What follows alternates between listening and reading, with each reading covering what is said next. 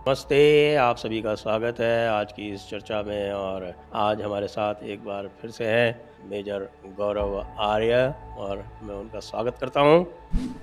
गौरव जी,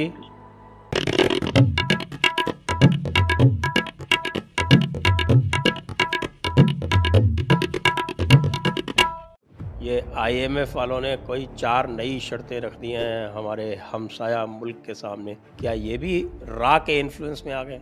बिल्कुल सर, मुझे तो ऐसे ही लगता है कि ये नहीं, मैंने इनको एक बात बोली थी तो Pakistani they felt bad and they started discussing in the media, but ये सच है सर। देखिए ना, इन लोगों ने ये जब शर्त पूरी करते हैं तो गोल पोस्ट शिफ्ट हो जाता है सर। एफएटीएफ के साथ भी यही था, इन्होंने 27 में से 26 तय करी, लेकिन फिर भी उस 2 साल को घसीटा।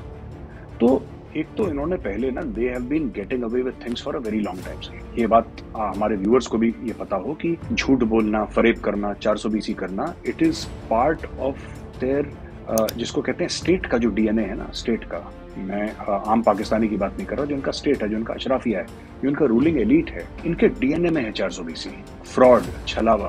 तो इन्होंने 22 बार पहले तो आईएमएफ को झूठ बोला सर कि हम ये कर देंगे, वो कर देंगे, ऐसा कर देंगे। इस बार आईएमएफ ने ये बोला है कि बॉस अब तुम छोड़ दो, अब पहले तुम पूरी शर्तें पूरी करोगे ऑल, और जो हम एडिशनल बोलेंगे तुम वो भी पूरी करोगे। जब तुम सब पूरी करोगे उसके बाद हम सोचेंगे तुम्हें पैसा देना है कि नहीं देना है। अगर तुम डिफॉल्ट करते हो तो तुम्हारी करनी है, तुम भरोगे यार, जो तुमने जैसा मैनेज करा अपनी economy. We are not responsible essentially sir, what the IMF is telling Pakistan, that Pakistan is responsible for Pakistan, the world is not responsible for Pakistan। कि आप चोरी करें, आप दुबई में बड़े बड़े फ्लैट खरीदें, आप अपार्टमेंट्स खरीदें, अपने यूके में आप बड़े प्लाजा खरीदें, मॉल्स खरीदें, फिर सोचें कि आईएमएफ आपको पैसा दे दे कि आप और मॉल्स और प्लाजा खरीदें, आप और अपार्टमेंट्स खरीदें एवन फील्ड के। तो ऐसा तो नहीं हो सकता। तो ठीक है सर, ये इनकी चूड़ियां कसी जा रही हैं सर।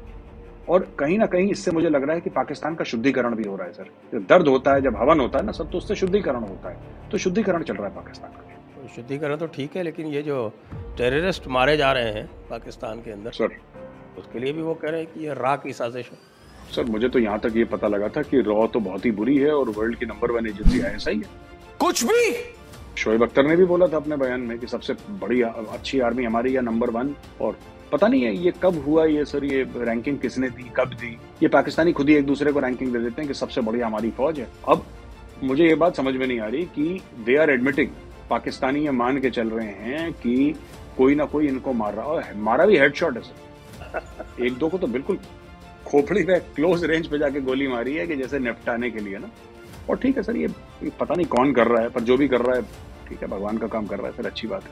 इनको तो हर चीज में रॉ की साजिश ना, इनके टमाटर के भाव बढ़ जाते हैं वो भी रॉ की साजिश है सर, प्याज नहीं मिलता वो भी रॉ की साजिश है, सब रॉ की साजिश है सर। रॉ पता नहीं क्या इतना साजिशी इदारा है, इतनी साजिशें करता है रॉ की, पता है क्या ही करता होगा। रॉ तो नहीं है ना, वो तो रा है। रा है सर, उसमें 3 ए हैं।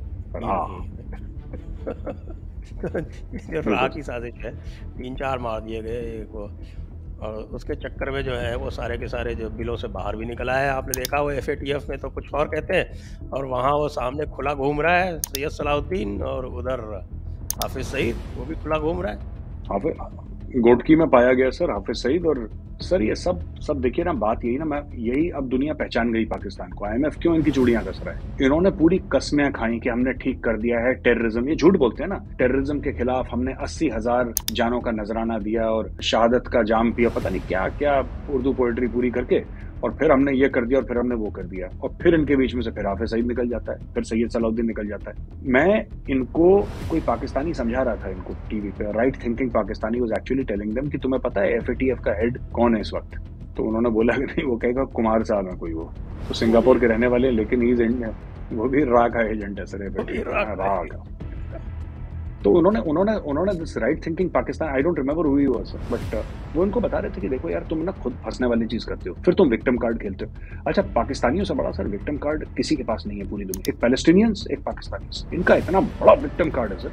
और अच्छा, मैं जाता हूँ सर, जैसे कि व्हेन आई ट्रैवल, अब तो काफी दिनों से जाने का हुआ नहीं because of covid and all that. I have met Arabs, ठीक है सर, मैं अरबों से मिला हूँ, इजिप्शियंस व्हिच इज रफली नॉर्थ अफ्रीका सर, तो इजिप्शियन से मिला हूँ sir. I have met Malaysians, I have met Indonesians sir, all Muslims and they good people sir, normal people. मतलब ये पाकिस्तान में ही खुजली है, पता पाकिस्तानी, ये क्या, ये खाज की बीमारी है इनको, क्या है, कुछ है problem sir. There is some mental problem in Pakistan which is not there in other Muslim countries. I have known Arabs, I have had business dealings with Arabs and they are very normal and nice people. आप उनके घर जाइए, दे are very, मतलब आराम से बात करेंगे and hospitable. जितना जो मेरा पर्सनल एक्सपीरियंस है मैं तो वही बोल सकता हूँ sir. I cannot vouch for the entire this thing. जितनों से मैंने मिला, मोस्टली मुस्लिम्स एंड नाइस, सब बढ़िया, कोई दिक्कत नहीं सर। जैसे अपने लोग हैं वैसे ही हैं, तो मतलब ज्यादा कुछ वो नहीं। ठीक है, लैंग्वेज का, कल्चर का फर्क है, बट ये पाकिस्तानियों में पता नहीं कुछ sir, there is some software which is, इनका हार्डवेयर सॉफ्टवेयर में कुछ प्रॉब्लम है। इसीलिए हर चीज के पीछे इनको साजिश देखना सर। एक ये बड़ी चीज है, हर चीज के पीछे साजिश, हर चीज के पीछे यहूद और हनूद की साजिश, हर चीज के पीछे हिंदू की साजिश। कभी अपनी गलती मत मानना, गलती से अपनी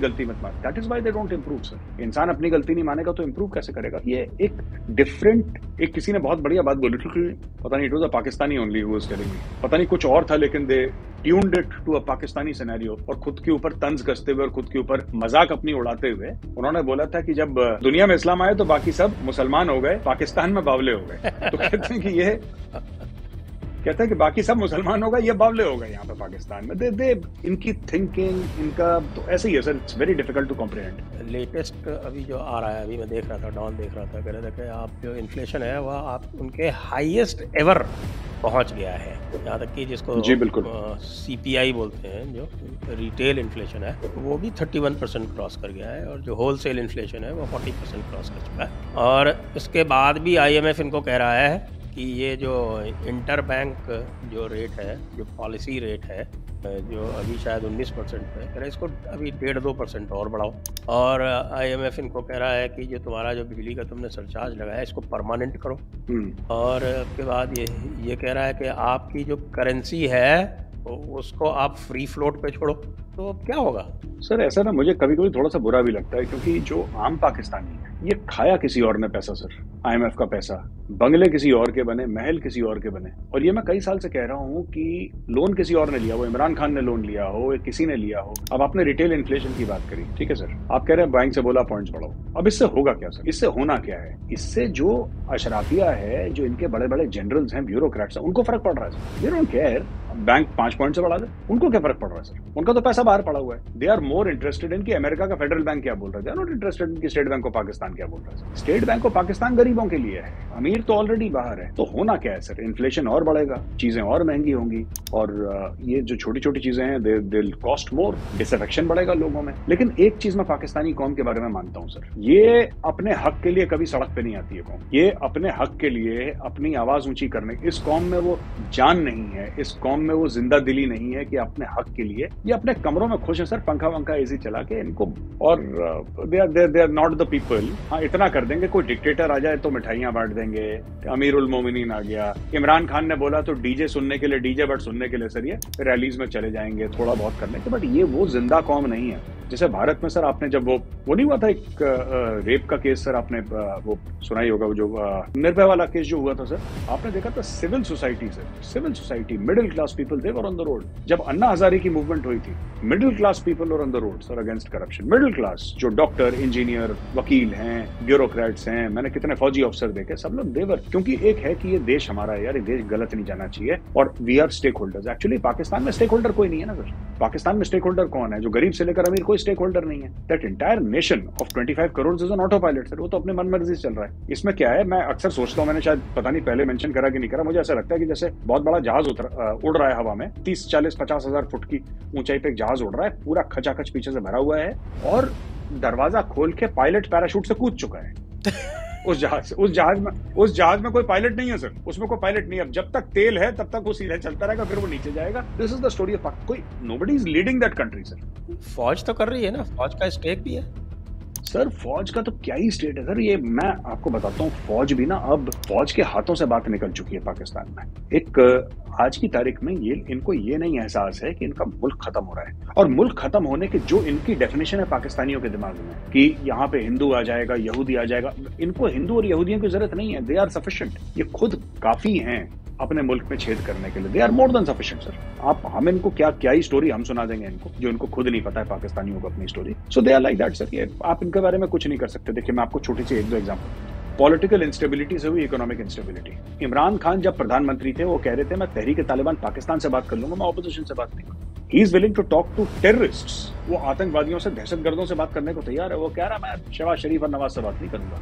ये चोर हैं। अरे ये चोर हैं तो क्या वो फरिश्ते हैं? अब शहबाज शरीफ आ गया। शहबाज शरीफ, उसको पता ही नहीं सर गरीब को कि कहाँ गाड़ी क्या चल रही है, किसने क्या बोला, उसको हवा ही नहीं है। तो ये सब जो चीजें चल रही है ना पाकिस्तान में, they are damaging their own country sir. ये इनका क्या बिगाड़ लेगा IMF पाकिस्तानियों का? इनका वर्ल्ड बैंक क्या बिगाड़ लेगा? भारत और इजराइल इनका क्या बिगाड़ लेंगे सर? अमेरिका इनका क्या बिगाड़ लेगा, जो ये खुद का ऑलरेडी 10 बार नहीं बिगाड़ चुके? ये ऐसी कौम है सर जो बर्बादी का जश्न मनाती है। They feel happy. ये खुद की बर्बादी का जश्न मनाने वाली कौम है। तो इसका आप कुछ नहीं कर सकते सर। इसका, इनका माइंडसेट गड़बड़ है।